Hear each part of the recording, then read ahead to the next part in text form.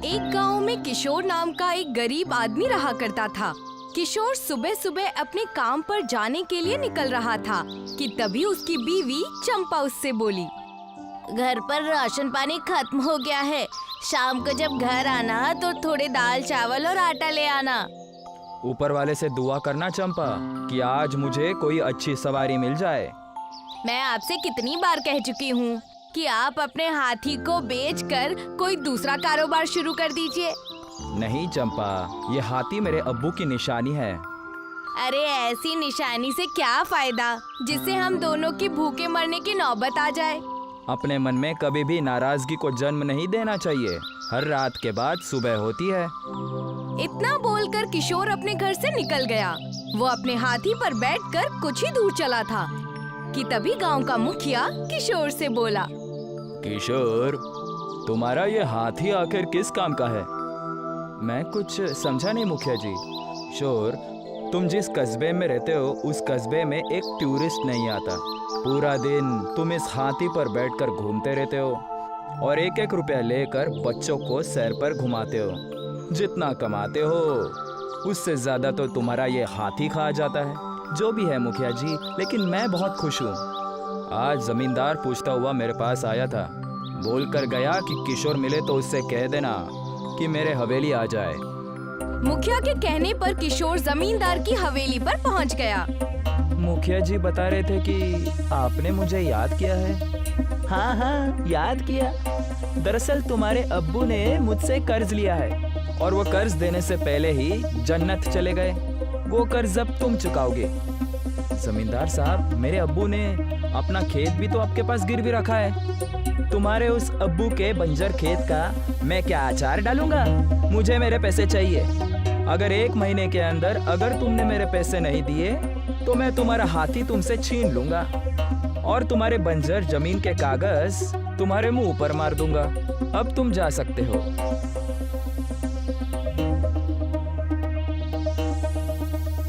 अरे रतन, तुम अचानक?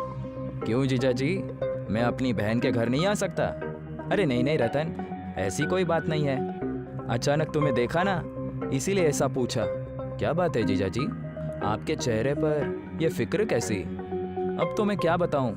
अब्बू ने जमींदार से कुछ पैसे कर्ज में लिए थे और बदले में अपना खेत उसके पास गिरवी रख दिया था।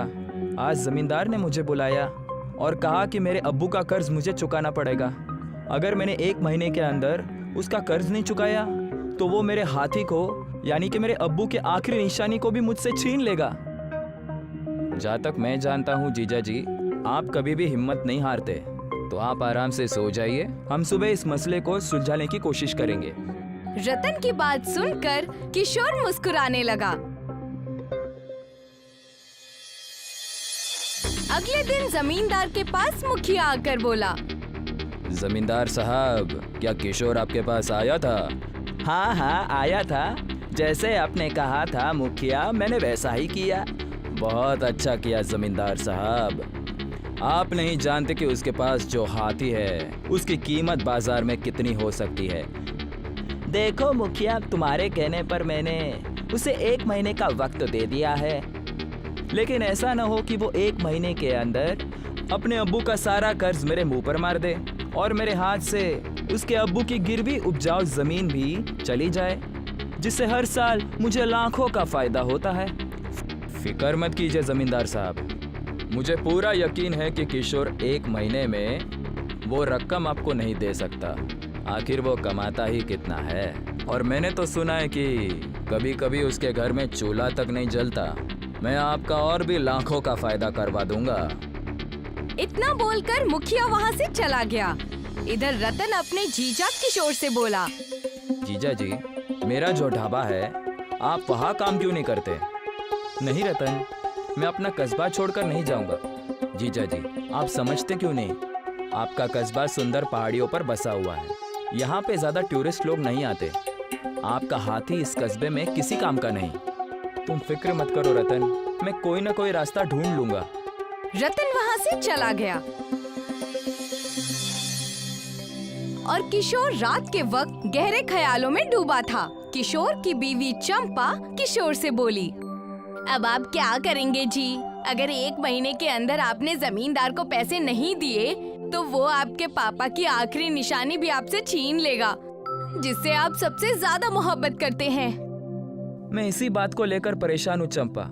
मुझे समझ में नहीं आ रहा है कि जमींदार मेरे अब्बू की गिरवी रखी हुई खेत को बंजर क्यों बोल रहा है। जरूर हमारे गांव के मुखिया ने उसके कान भरे होंगे। आपके खेत से उसे लाखों का फायदा होता है। क्या ऐसा नहीं हो सकता कि हम उसके पैसे चुका दें और आपका खेत आपको वापस मिल जाए? चंपा की बात सुनकर रतन गहरे ख्यालों में डूबते हुए बोला। जो मैंने सोचा, अगर उस सोच में अगर मैं कामयाब हो गया तो ऐसा बिल्कुल हो सकता है। वो कैसे? कल बताऊंगा। अगली सुबह किशोर जंगल से बहुत सारी लकड़ियां काट कर ले आया और लकड़ियों को काट काट कर तांगे का आकार देने लगा। चंपा, आ जाओ, मेरी मदद करो। चंपा अपने पति किशोर की मदद करने लगी। 2 दिन के अंदर ही किशोर ने एक सुंदर बड़ा तांगे का बॉक्स बनाकर तैयार कर दिया। इसके ऊपर एक खूबसूरत पेंट करना रह गया है ताकि ये और भी खूबसूरत लगने लगे। चंपा ने उस लकड़ी के बॉक्स को रंग बिरंगे रंगों से रंग दिया। किशोर ने उस लकड़ी के बॉक्स को हाथी के पीछे ठीक वैसे ही फिट कर दिया जैसे घोड़े के पीछे तांगा फिट होता है। ये तो बड़ा खूबसूरत लग रहा है जी। इस तरह से तो आप अपने हाथी से घोड़ा गाड़ी का भी काम ले सकते हैं। हमारी आमदनी बढ़ जाएगी। आपका दिमाग तो कमाल का है जी। नहीं चंपा, मेरे ख्याल में तो कुछ और ही चल रहा है। जब रतन ने ढाबे पर काम करने के लिए मुझसे कहा तो मेरे दिमाग में एक तरकीब आई थी कि क्यों ना मैं अपने हाथी पर इस तरह का बॉक्स बनाकर चलता फिरूं और एक चलता फिरता ढाबा खोल लूं। आजकल आधुनिक जमाना है और लोग कुछ नया करने की कोशिश करते हैं। आप बिल्कुल सही कह रहे हैं जी। किशोर अपने हाथी को लेकर सीधे रतन के गांव पहुंच गया। रतन बुरी तरह से चौंकता हुआ किशोर को देखकर बोला। अरे वाह जीजा जी, आपने तो कमाल कर दिया। ये तो बहुत ही खूबसूरत दिख रहा है। आपने तो घोड़ा गाड़ी की बजाय हाथी गाड़ी बना दी। तुम मेरी मदद करना चाहते थे ना रतन? मैं चाहता हूँ कि तुम मुझे अपने ढाबे से कुछ अच्छा बनाकर दे दो। मैं तुम्हारा बनाया हुआ खाना अपने इस हाथी गाड़ी पर लेकर घूमूंगा। शाम तक जो भी मुनाफा होगा आधी आधी बांट लेंगे। अरे जीजा जी, आपका ये हाथी ढाबा तो दौड़ेगा। और हाँ, मैं सिर्फ खाना ही नहीं बनाऊंगा बल्कि अब आपके हाथी गाड़ी पर बैठकर लोगों को अपने हाथों से खाना खिलाऊंगा भी। रतन ने बहुत ही लजीज खाना बनाकर तैयार कर दिया और बड़ी ही खूबसूरती से रतन की हाथी की बग्गी में सजा दिए।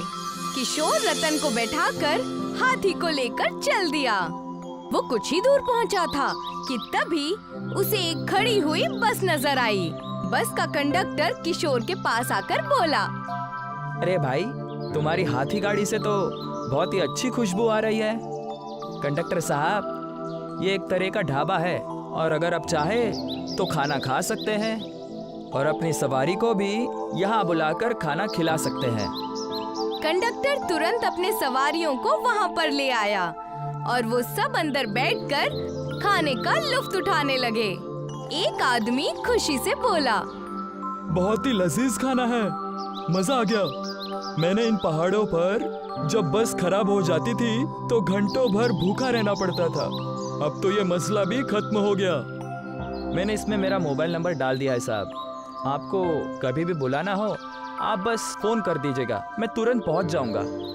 कुछ ही दिनों में किशोर का हाथी गाड़ी ढाबा आसपास के इलाकों में मशहूर हो गया और दूर दूर से सैलानी सिर्फ हाथी गाड़ी ढाबे में बैठकर खाने का लुत्फ उठाने के लिए किशोर के गांव आने लगे।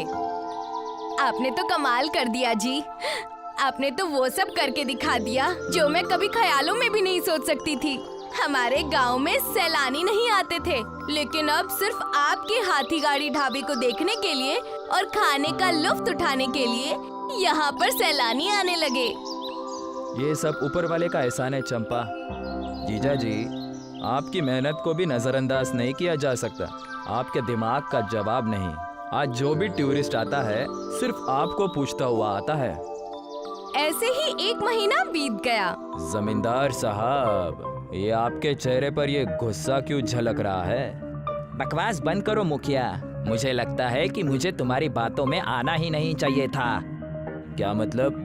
अरे तुम्हें पता भी है, आज कस्बे के लोग मेरे और तुम्हारी नाम की बजाय किशोर के नाम की माला जप रहे हैं। दूर दूर से टूरिस्ट सिर्फ नाम पूछते हुए यहाँ पर आते हैं। और ये सब कुछ 1 महीने में हुआ है मुखिया। 1 महीने में कोई भी किशोर का नाम तक नहीं जानता था। मुझे लगता है कि मैंने तुम्हारी बात मानकर बहुत बड़ी गलती कर दी है। फिक्र मत कीजिए, लोग उसका नाम पूछते हुए आते हैं तो इसका मतलब ये नहीं कि वो इतना पैसे वाला हो गया है कि वो अपने अब्बू का कर्ज चुका दे। देखना, कुछ वक्त के बाद वो यहाँ आएगा और कहेगा कि जमींदार साहब पैसों का इंतजाम नहीं हो पाया। उसी पल आप उसके हाथी को छीन लेना।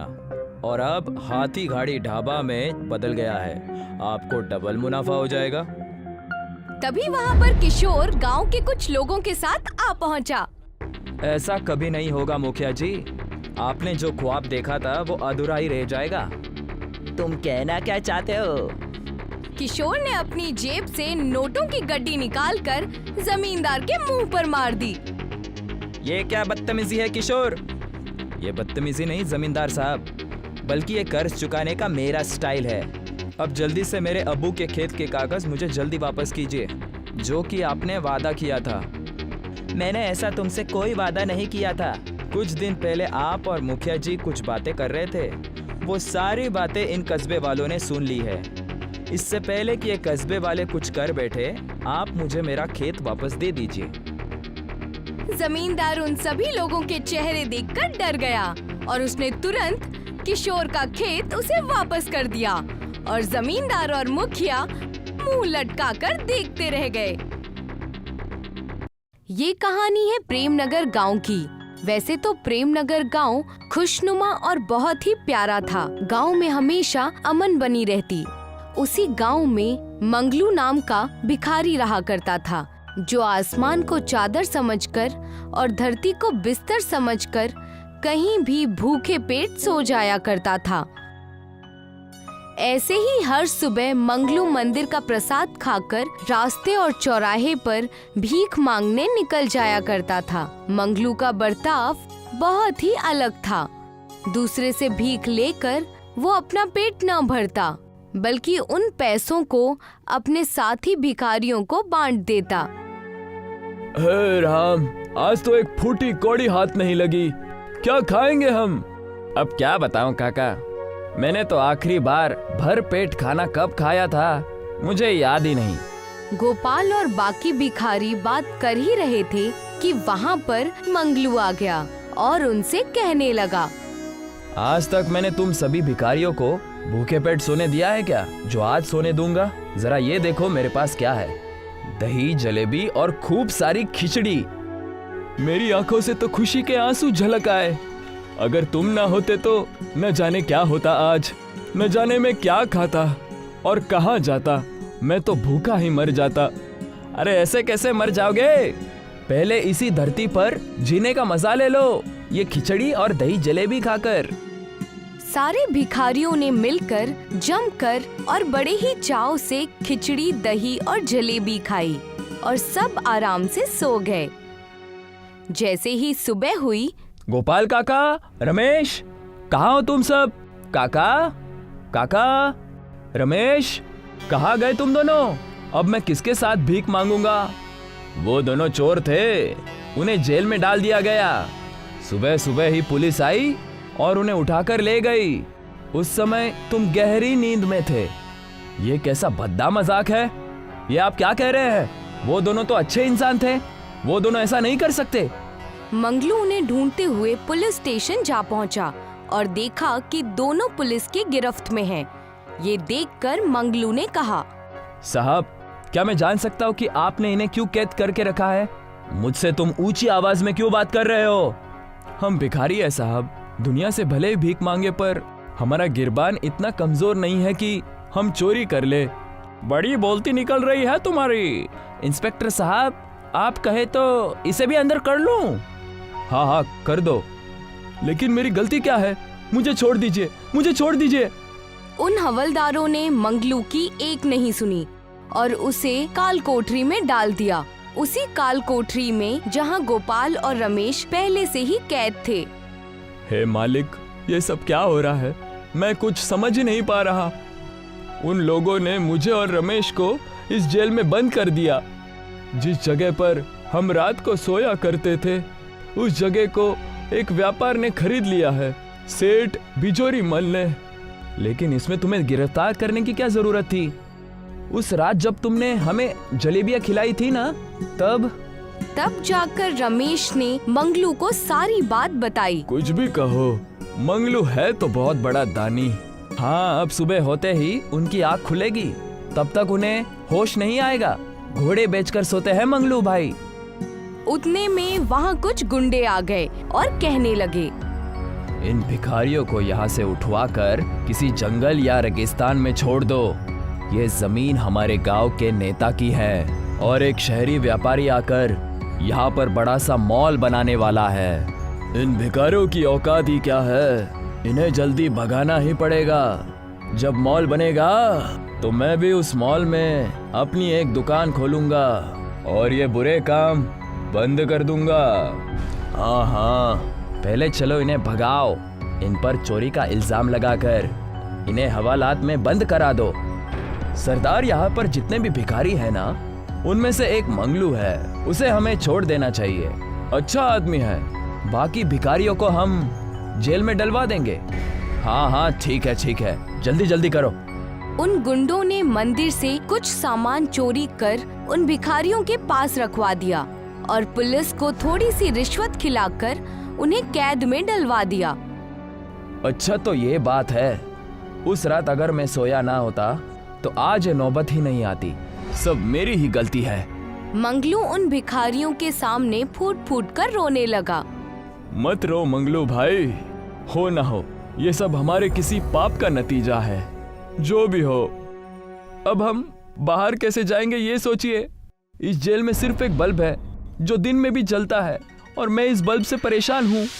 मैं इन सबको छोड़ूंगा नहीं, सब तोड़ दूंगा जेल के अंदर में। उस वक्त रमेश ने एक लकड़ी उठाई और उस जलते हुए बल्ब पे दे मारी। उस लकड़ी के प्रहार से बल्ब फूट गया और उसमें से एक रोशनी निकली। वो रोशनी सारे कैदियों को एक नई दुनिया में लेकर चली गई, जहां उन्होंने देखा कि पहले से ही वहां पर कई सारे कैदी मौजूद थे। ये सब क्या हो रहा है और कौन है ये सारे लोग? मेरे तो कुछ समझ में नहीं आ रहा। ये बल्ब की दुनिया कैसे आ गई? तब वहां पर एक बुजुर्ग कैदी आ गया और उनसे कहने लगा, आओ मंगलू, तुम आओगे, ये हमें पहले से पता था, पर ये नहीं पता था कि इतनी देर से आओगे। आपको मेरा नाम कैसे पता और आप कौन हैं? ये सब हो क्या रहा है? अब हमारे बारे में इतना सब कैसे जान सकते हैं? इस बल्ब के दुनिया से जेल बड़ा अच्छा दिखता है। जेल में जितने भी बल्ब है सब कैमरा जैसे काम करते हैं। हम यहाँ बैठकर जेल की सारी बातें सुन और देख सकते हैं। यहाँ से निकलने का कोई रास्ता बताइए। हम भी यहाँ पिछले हफ्ते से कैद हैं। ये ग्रहों का हेर फेर है। जब भी ग्रहों से कोई खेलता है, बल्ब का दरवाजा खुल जाता है और ऐसी घटनाएं होती रहती है। इसका एक ही उपाय है। आप सबको बाहर निकालने के लिए मैं कुछ भी करने को तैयार हूँ। बताइए कैसा उपाय है? इसके लिए तुम्हें जेल के सारे बल्ब फोड़ने होंगे। इतना कहकर बुजुर्ग कैदी उन्हें जादुई बल्ब के पास लेकर चला गया।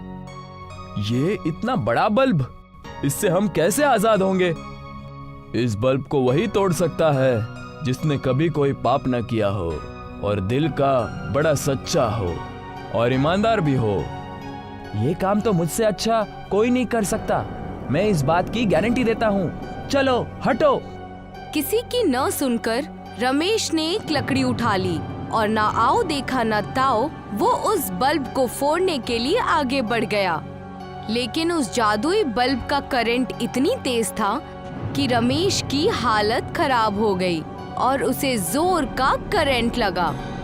अरे बाप रे, अरे मालिक रे, करंट लग गया मुझे। रमेश को इतना जोर का झटका लगा कि सारे डर गए और रमेश दूर खड़ा हो गया। तभी उस बड़ी सी बल्ब से आवाज आई। प्रकृति के विरुद्ध कोई नहीं जा सकता। ये बल्ब बहुत बड़े पुजारी की है, जिसने जेल में निर्दोष होकर सजा काटी थी।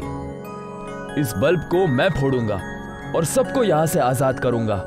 इतना कहते ही रमेश के हाथों से लकड़ी लेकर मंगलू उस बल्ब के करीब पहुंच गया और बड़ी जोर से लकड़ी लेकर उस बल्ब पर दे मारा। जैसे ही लकड़ी बल्ब पर लगी तो बल्ब फूट गया और उसमें से एक कैदी की रूह निकली और कहने लगी, धन्यवाद मंगलू, तुमने और तुम्हारे दोस्तों ने हमें आजाद किया है। तुम्हारी तरह ही मैं भी बेगुनाह था और मुझे जेल में डाल दिया गया, और मेरे ही श्राप के कारण सारे जेलवासी इस बल्ब के दुनिया में आ गए। लेकिन आपको सबक सिखाना ही था तो उन्हें सिखाना था ना, जिन्होंने ये पाप किया, ना कि निर्दोष कैदियों को। इसके पीछे का मतलब यह है कि मैं तुम्हें यह बल्ब देना चाहता था। इस बल्ब से तुम असली दुनिया में जाकर जो चाहे वो कर सकते हो। उस रूह ने मंगलू को एक बल्ब दी और उसके बाद वो रूह वहाँ से गायब हो गई और सारे कैदी दोबारा जेल में आ गए। तब मंगलू ने कहा, हमें एकजुट होकर रहना होगा, इस जेल से निकलना ही होगा। इतना कहकर मंगलू ने उस बल्ब को होल्डर में लगा दिया और बल्ब जलने लगी। जैसे ही बल्ब जली, सारे जेल के दरवाजे अपने आप खुल गए। ये देखो, जेल की सारी सलाखें खुल चुकी हैं। हमें यहाँ से भागना चाहिए। सही कहा रमेश बेटा तुमने। चलो जल्दी चलो। सारे कैदी जेल से भाग रहे थे। तब उन्होंने देखा कि सभी घूसखोर पुलिस वाले एक तरफ एक बड़े से जेल में कैद हैं। मौके का फायदा उठाकर रमेश, मंगलू और गोपाल काका वहाँ से फरार हो गए। इन्हें छोड़कर यहाँ से निकल चलो, वरना दूसरी मुसीबत आ जाएगी। मंगलू और उसके साथी भिखारी वहाँ से भागकर दोबारा उसी मंदिर के पास आ गए जहाँ सारा कारनामा हुआ था। उन्होंने वहाँ देखा कि एक बहुत बड़ा नेता वहाँ अपने गुंडों को लेकर खड़ा है। अब तुम सब कहाँ भागोगे? इस जगह पर हम एक नया मॉल बनवाने वाले हैं। मुझे पहले से पता था कि आप सब इस जगह के पीछे पड़े हैं, लेकिन ये जमीन ना तो आपकी है और ना ही सरकार की। इतना कहते ही मंगलू ने अपने झोले से जादुई बल्ब निकाला और उस बल्ब को जमीन पर रख दिया। जैसे ही बल्ब जमीन पर रखी गई, जादुई बल्ब एक बल्ब ढाबे में कन्वर्ट हो गई। सारे भिखारी ये मंजर देखकर दंग रह गए। ये सब क्या हो रहा है? ये बल्ब के आकार का रेस्टोरेंट कहाँ से आ गया? जाओ जाओ और इस रेस्टोरेंट को तोड़ डालो। इस जगह पर सिर्फ और सिर्फ हमारा हक होना चाहिए। जी सरदार, ऐसा ही होगा। जैसे ही गुंडे उस बल्ब के रेस्टोरेंट को तोड़ने गए, उन्हें जबरदस्त बिजली का झटका लगा। तुम सबसे कुछ नहीं होने वाला। अब देखो मैं क्या करता हूँ। इतना कहकर नेताजी ने एक बड़ा सा पत्थर उठाया और उस बल्ब रेस्टोरेंट पर दे मारा। जैसे ही पत्थर उस बल्ब रेस्टोरेंट पर पड़ा, बहुत तेज हवाएं चलने लगी और बिजली के तेज झटके से नेताजी बल्ब में कैद हो गए। नेताजी के बल्ब में कैद होते ही रूह प्रकट हुई। वो रूह उसी जेल के एक कैदी की थी जो कि बेगुनाह था। इसी पापी के कारण बेगुनाह होकर भी मैं जेल में कैद था, लेकिन अब और नहीं। अब इसका अंजाम बुरा होगा। आपका बहुत बहुत धन्यवाद। धन्यवाद तो मुझे तुम्हारा करना चाहिए मंगलू। तुम्हारे अच्छे इंसानियत के वजह से ये बल्ब रेस्टोरेंट है। अब से तुम सब इसी में काम करोगे। ये जमीन तुम सब के नाम पर होगी। इतना कहकर रूह गायब हो गई और सारे भिखारी उस बल्ब रेस्टोरेंट में मेहनत से काम करने लगे और अपनी अपनी जिंदगी खुशी से व्यतीत करने लगे।